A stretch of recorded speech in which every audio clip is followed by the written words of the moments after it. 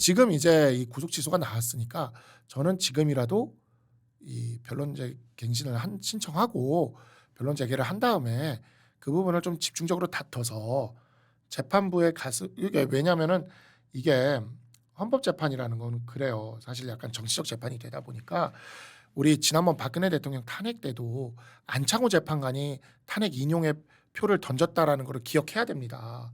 안창호 재판관 지금 그렇죠. 국가인권위원회 위원장으로 계시면서 지금 이 탄핵 심판 절차의 그 위법성이나 이런 문제점에 대해서 얼마나 날카롭게 지적을 하고 계십니까? 예. 근데 그분도 그때는 8대 0의 표를 던졌다고요. 그러니까 알려진 거로는 하여튼 그 탄핵 들어갈 때 박근혜 대통령 탄핵 들어갈 때 재판관 8명 분이 하여튼 어느 쪽이든 우리는 난쟁이 찾아는 그런 그 암묵적인 동의가 있었다는 설, 그다음에 6대 2로 갈렸는데 결 마지막에 다른 재판관의 설득으로 야 이거 지금 이 상황에서 이렇게 재판관들이 의견이 엇갈리면은 이게 또 국민적인 분열을 가져오니 8대 0으로 가자고 설득했다는 뭐 이런 것들이 좀 조금씩 알려지곤 있어요. 근데 그렇게 되는 게 이제 예. 대표적인 게 미국의 배심 재판 같은 게 그런데요. 예, 미국의 배심 재판은 배심원들을 가둬놓고 집중 심리를 하는데 그렇죠. 미국의 배심 재판은요 만장일치가 될 때까지 가둬놓고 하거든요. 근데 그러면 두 가지 일 중에 하나가 벌어집니다. 두 가지 일 중에 예. 하나가 뭐가 벌어지냐? 다수가 있고 소수가 나눠지잖아요. 예, 무조건. 예, 예. 그렇게 되는데 이제 집에도 못 가고 계속 이렇게 그 잡혀 있다 보면은 일종의 지금 헌법재판 구조랑도 비슷한데 다수가 소수를 눌러가지고 다수 쪽으로 땡겨오는 경우가 있고요. 아, 소수가 끝까지 탱킹하고 버텨서 결국 다수가 손들고 들어가게 하는 경우가 있어요. 예. 근데 뭐가 됐던 간에 우리 쪽의 입장에서 지금 헌법재판 같은 경우도 이런 정치적으로 굉장히 논쟁이 많은 재판일수록 사실 8대 0, 9대 0으로 가는 게 맞아요.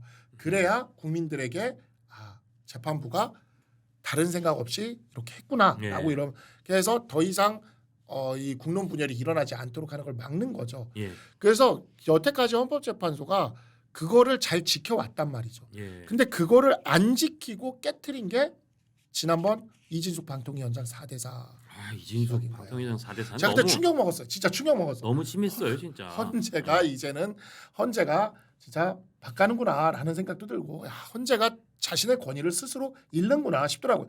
만약에 이진숙 방통위원장을 문영배 재판관이나 이미선 재판관 같은 사람들도 동의를 해서 8대 0으로 했으면은 아마 이번에도 그렇게 됐을 텐데 되는 거에 있어서 예. 그 명분이 실렸을 텐데 지금 자기들이 거기서 자기들은 자기 하고 싶은 대로 해버렸잖아요. 4대4로. 그러니까요. 아, 이 악물고 아니 하루 이틀밖에 일 안 했어도 아, 난 쓸 거야. 예. 난 이거 파면 쓸 거야. 예. 제 생각에는 아, 이런 걸 자꾸 파면 써줘야 법을 어긴 공직자는 파면을 쓸 수 있구나. 그래서 윤석열 대통령 파면에도 상당히 자연스럽게 가겠구나라고 생각하신 거로 저는 그냥 추정을 해요.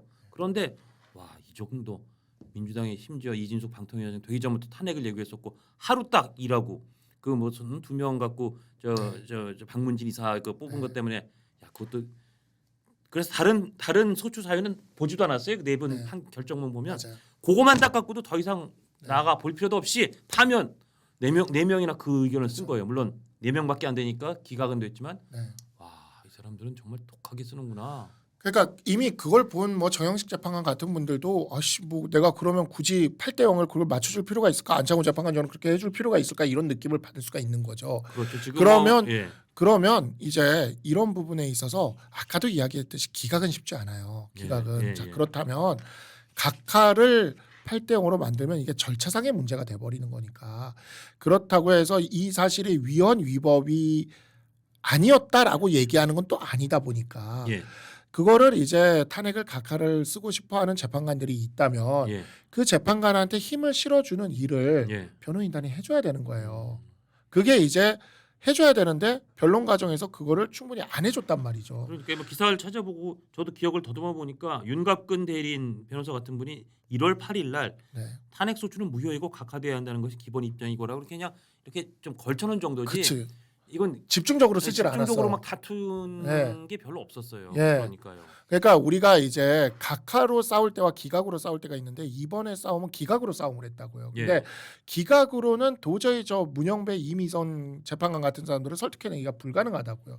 그러면 각하를 통해서 이걸 설득을 할 적어도 중도 쪽에 있는 김영두 재판관이나 이런 사람들 그러니까요. 데리고 오려고 해도 아니 어차피 저번에 이진숙 방통위원장 기각 네. 인용 의견 쓴 문영배, 그죠? 이미선, 그쪽까지는 힘들어요. 정계선, 네. 정정미 이 네 분은 콘크리트라고 다들 보고 네. 있더라고요. 여기는 뭐 네. 이번 대통령 탄핵은 뭐 1000% 만프로 인용을 쓸 네. 뿐이니까 결국 나머지 네 분 중에 세 뭘? 분이 그죠. 기각이나 각하를 쓰면 세 분 네. 이상이 네. 세 또는 넷이 쓰면 인용이 안 되는 거니까 이제 그러니까 그거냐? 아니 결국 이분들도 탄핵에 인용을 써서 인용이 되는지 아닌지 결국 그거잖아요. 맞아요. 남아 있는 가능성 그거잖아요. 네. 예. 그래서 그 부분에 있어서 그 충분히 변론 재개를 신청을 해가지고 그 부분에 있어서 명분을 좀 만들어 주는 게 필요하다라는 거죠. 그걸 예. 만들어 주지 못한 상태면은 이 다수들이 그 논리를 계속 쓸 겁니다. 지난번에 박근혜 대통령 때 8대0 했던 것처럼 국론 분열이 일어나는데 3명이 확보가 안 되면 예. 2명이 이렇게 쓰시는 것보다는 그냥 8명 다 여기에 동의해 쓰셔라. 이렇게 할 거예요. 근데 저는 이번에 어떤 분들은 8대0 인용이면 8대0이고 네. 기각되면 그 이를테면 기각이나 각하되면 이제 5대3이나 4대4가 될 거다.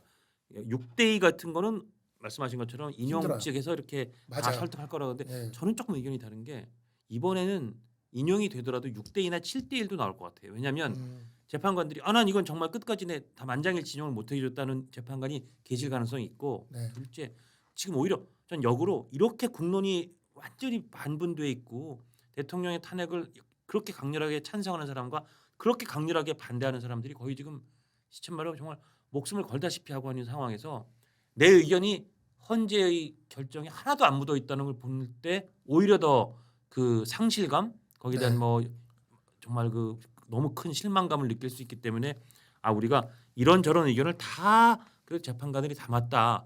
전 그래서 8대0인데 뭐 약간 다른 개별 의견으로 쓰는 게 아니라 7대1은 6대2가 나올 가능성도 좀 있을 것 같아요. 인용이 되더라도. 그리고 거기서 만약에 5대3이 되면 그건 진짜 기각이나 각하 네. 어쨌든 인용이 안 되는 뭐 지금으로선 가능성이 저는 높아 보이진 않지만 뭐 저 네. 구속이 취소될 거라고 예상하는 법조인들도 많지 않았잖아요. 아니요, 구속 취소는 좀 있었습니다. 있었어요. 좀 있었어요. 그럼 하여튼 좋아. 네. 탄핵은 그래서 우리 이제 박 변호사께서는 네. 인용될 가능성과 인용이 안 될 가능성 몇 대 몇 정도로 보세요? 지금 이 시점에서는. 저는 예.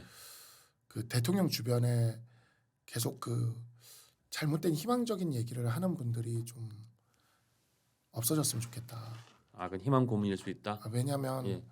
그 지금 변론 재개 신청 안 하고 그냥 그 가만히 있으면 5대3으로 기각될 거라고 또는 각하될 거라고 얘기하는 분들이 있다면 예.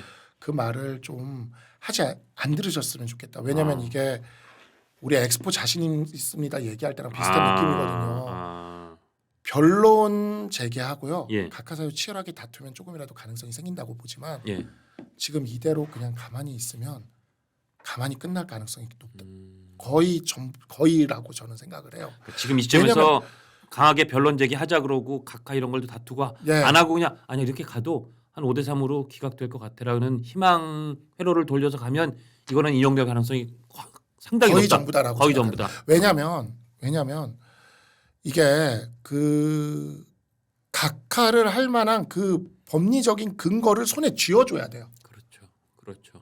쥐어줘야 된다. 예. 그 치열하게 다퉈서 깨트려줘야 돼요. 예. 그 국회 쪽 대리인단을 깨트려줘야 된다고요. 또 예를 들어서 안철수 의원 같은 분 증인 신청해서 맞아요. 예.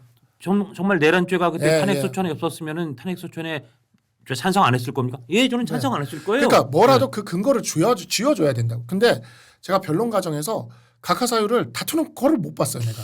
그러니까 그게 별로 기억이 없어요. 그러니까 다투지도 않았어요. 예. 그런데 지금 집회가 뭐 크게 일어나고 국민적인 여론이 어쩌고 저쩌고 이게 중요한 게 아니라는 거. 아까도 말씀드렸다지만 예. 여기는 법리로 판단하는 곳이잖아요. 예. 그러니까 법리를 손에 쥐어줘야 된다고요. 우리 편이 될 만한 재판관들에게 그 법리를 손에 쥐어줘야 되는데 그걸 충분히 아직 안 쥐어줬다. 예. 근데 그거를 주변에서 계속 마은혁 재판관이 임명될지도 모르니까 그 지금 그냥 가만히 그냥 지켜보고 변론갱신하지 말고 그냥 가만히 선고를 기다리시면 될 수도 있습니다. 이렇게 얘기하는 건 어떤 느낌이냐면 저는 이런 느낌이죠. 엑스포 때 조금이라도 한 발짝이라도 더 뛰었어야 됐는데 지금이면 충분히 접전입니다.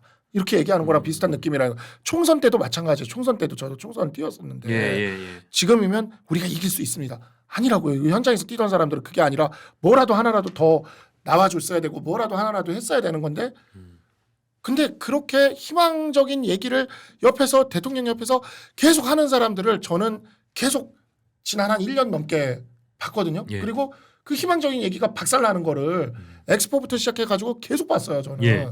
근데 이번에도 또 그러고 있는 게 아닌가라는 생각이. 이걸 왜 변론갱신을 포기해 이 좋은 타이밍에 하는 생각이 저는 좀 들었고. 아마 그래서 오늘 뭐 이런 저희 방송이나 그래도 여론을 좀 듣고 오늘이든 내일이든 변론 제기를 어쨌든 신청하는 그런 했으면 액션은 좋겠습니다. 취할 가능성도 아직 남아 있겠죠. 네, 그러니까 했으면 좋겠어요. 그래서 제가 그날도 그 구기동 산악회 그날도 소위 말하는 친윤 쪽에 법률가들도 있었는데 예. 그날도 제가 제일 먼저 이건 변론제기 신청해야 된다. 예. 변론제기 신청을 하고 일단 예.